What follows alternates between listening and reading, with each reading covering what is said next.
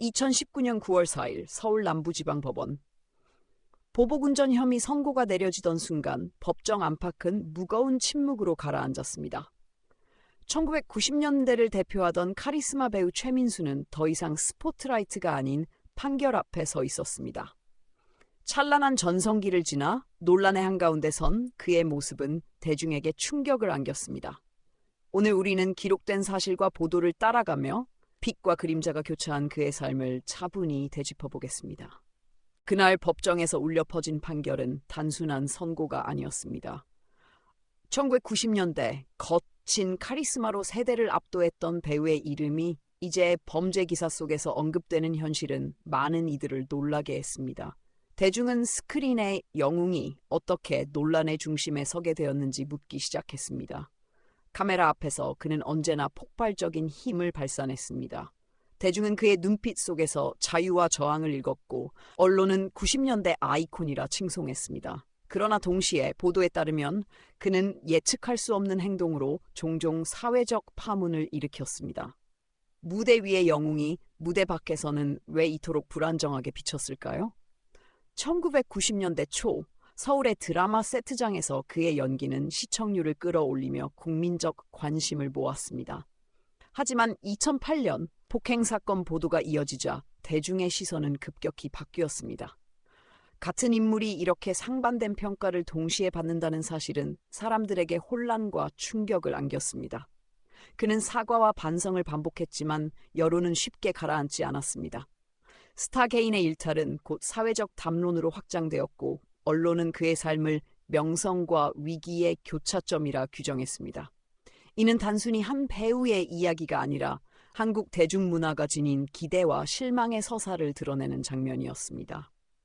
2015년 예능 프로그램 촬영 현장에서 제작진과의 충돌은 또다시 논란을 불러왔습니다. 그는 프로그램에서 하차하며 사과했지만 충격과 안타까움이라는 단어가 끊임없이 기사에 오르내렸습니다. 그 시기 사람들은 배우 최민수의 앞날을 두고 끝없는 추측을 이어갔습니다. 그렇다면 그 결정의 시작은 어디서부터였을까요? 잠시만 함께 돌아가 보겠습니다. 1962년 3월 27일 서울 중구에서 최민수는 배우 가문의 후손으로 태어났습니다. 아버지 최무룡은 1960년대를 풍미한 영화 배우였고 어머니 강효실 역시 무대와 스크린을 오간 연기자였습니다. 외할머니 전옥은 눈물의 여왕으로 불렸으며 증조부 강홍식은 일제강점기 시절 배우이자 가수, 연출가로 활동했습니다. 이렇게 이어진 연극적 혈통은 어린 시절부터 자연스럽게 그에게 연기를 운명처럼 심어주었습니다. 소년 시절에 그는 자유분방하면서도 강한 개성을 드러냈습니다. 학교에서는 규율에 얽매이지 않았지만 무대나 운동장에선 놀라운 집중력을 보였습니다. 음악과 미술에도 흥미를 보였고 특히 풍부한 표현력과 체력은 후일 거칠고 강렬한 배우 이미지로 이어졌습니다. 또래들은 때로는 그를 두려워하면서도 동시에 매력을 느꼈다고 회상했습니다. 세월이 흘러 그는 서울예술전문대학에 입학하며 연기의 길을 본격적으로 선택했습니다. 오디션장에서 보여준 눈빛과 발성은 심사위원들에게 깊은 인상을 남겼습니다. 그 순간은 단순한 합격이 아니라 훗날 한국 대중문화의 상징이 될 배우의 운명을 결정짓는 전환점이었습니다. 그의 청춘은 이제 스크린과 브라운관을 향해 열리고 있었습니다. 1986년 영화 신의 아들에서 주연을 맡은 순간 최민수는 거칠지만 신선한 에너지로 주목받았습니다. 서울 극장가에서 상영된 이 작품은 비록 흥행 성적은 크지 않았지만 젊은 배우가 가진 폭발적인 잠재력을 알리기에 충분했습니다. 평론가들은 그의 눈빛 속에서 억눌리지 않는 자유와 새로운 세대의 기운을 읽었습니다. 1990년 임권택 감독의 영화 남부군에서 그는 다시 한번 강렬한 존재감을 드러냈습니다. 한국전쟁을 배경으로 한 이 작품에서 그는 깊이 있는 연기를 선보였고 청룡영화상, 나무조연상을 수상했습니다. 보도에 따르면 이 영화는 서울 시내극장에서 연일 매진을 기록하며 사회적으로도 큰 반향을 일으켰습니다.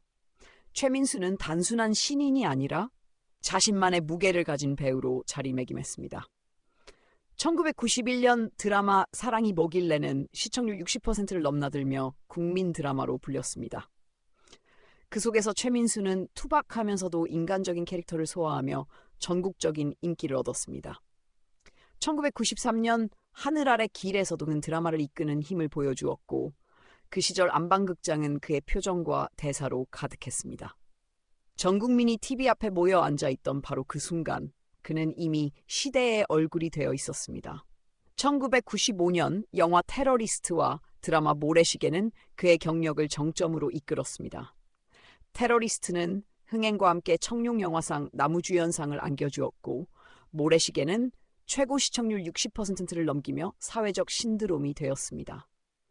그는 단순한 배우를 넘어 시대의 상징으로 자리 잡았습니다.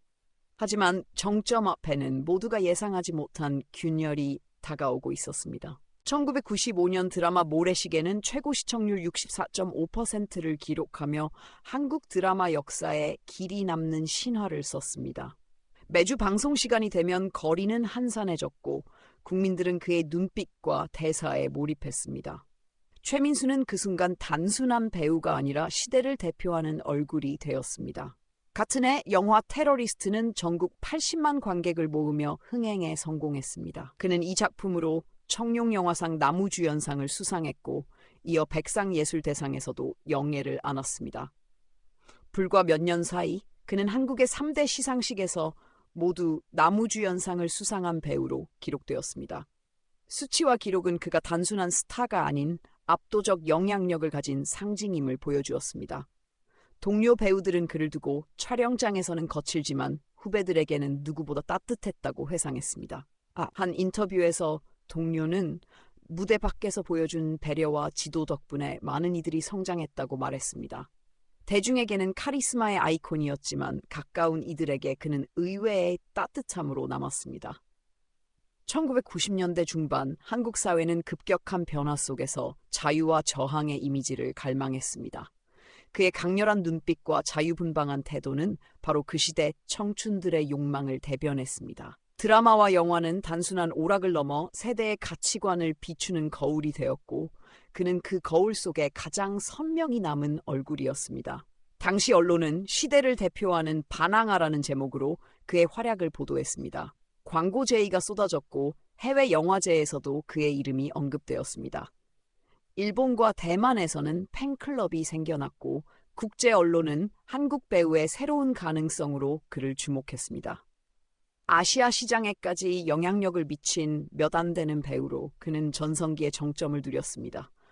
그러나 환호와 박수갈채 뒤에는 보이지 않는 균열이 서서히 자리 잡고 있었습니다. 화려한 기록 속에서도 그림자는 드리워졌고 그 균열은 머지않아 그의 삶을 송두리째 흔들게 될 것이었습니다. 2008년 서울 강남 한복판에서 충격적인 사건이 보도되었습니다. 보도에 따르면 최민수는 한 시민과 다투던 중 폭행 혐의로 조사를 받았고 차량을 수십 미터 몰아 상대가 보닛에 매달린 채 위험한 상황이 벌어졌습니다. 대중은 믿기 힘든 장면에 큰 충격을 받았고 그의 이미지는 단숨에 흔들렸습니다. 2015년 여름 KBS 예능 프로그램 나를 돌아봐 촬영장에서 또 다른 논란이 발생했습니다. 현장에서 제작진과 충돌한 그는 PD를 폭행했다는 보도가 이어졌습니다.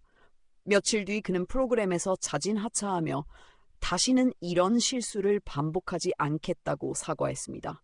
방송사는 추가 피해를 막기 위해 불가피한 결정이었다는 공식 입장을 밝혔습니다. 많은 시청자들은 충격과 안타까움이라는 단어로 반응했습니다. 2016년 그는 한동안 공식 활동을 줄이고 해외 체류와 자숙의 시간을 가졌다고 전해졌습니다. 화려한 스포트라이트 속 배우가 낯선 땅에서 고요한 시간을 보낸다는 소식은 팬들에게 놀라움과 슬픔을 동시에 안겼습니다. 일부는 그가 다시 돌아오길 바랐고 또 다른 이들은 신뢰가 무너졌다고 말했습니다. 2019년 9월 4일 서울 남부지방법원에서 보복운전 사건에 대한 판결이 내려졌습니다. 그는 징역 6개월, 집행유예 2년을 선고받았고 법정은 무거운 공기로 가라앉았습니다. 언론은 충격적이지만 피할 수 없는 판결이라 보도했고 대중은 분노와 실망을 동시에 드러냈습니다. 스타 개인의 문제는 사회적 논쟁으로 확산되었습니다. 선고 직후 그는 깊이 반성하며 다시는 같은 잘못을 하지 않겠다고 공식 입장을 발표했습니다. 그러나 여론은 엇갈렸습니다.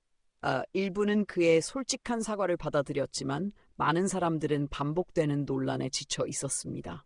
한국 사회에서 연예인의 도덕성과 책임에 대한 기대가 높아진 상황에서 그의 말은 무게 있게 받아들여지지 못했습니다.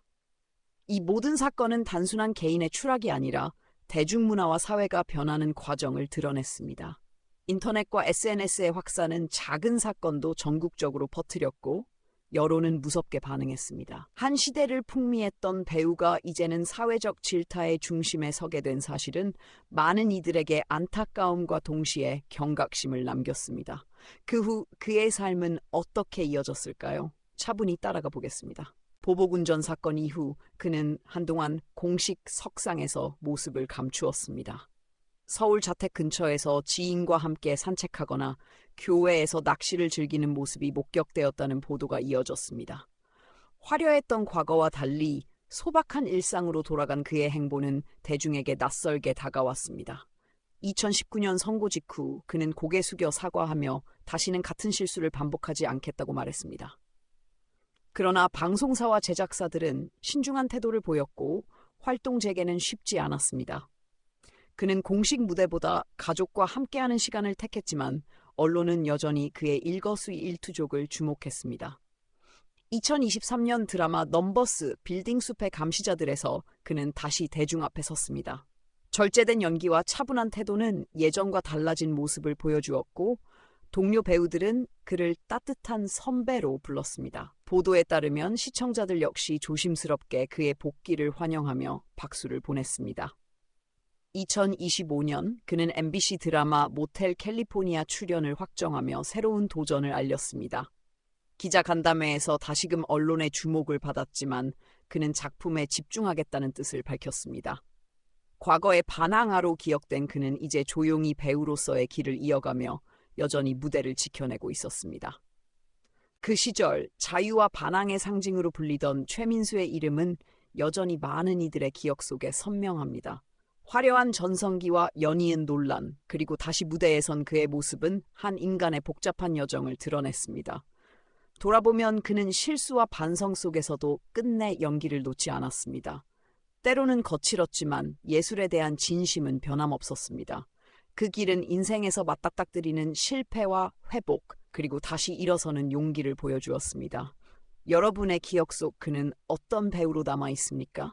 혹은 어떤 인간으로 기억되고 있습니까? 여러분의 생각을 댓글로 함께 나누어 주시겠습니까?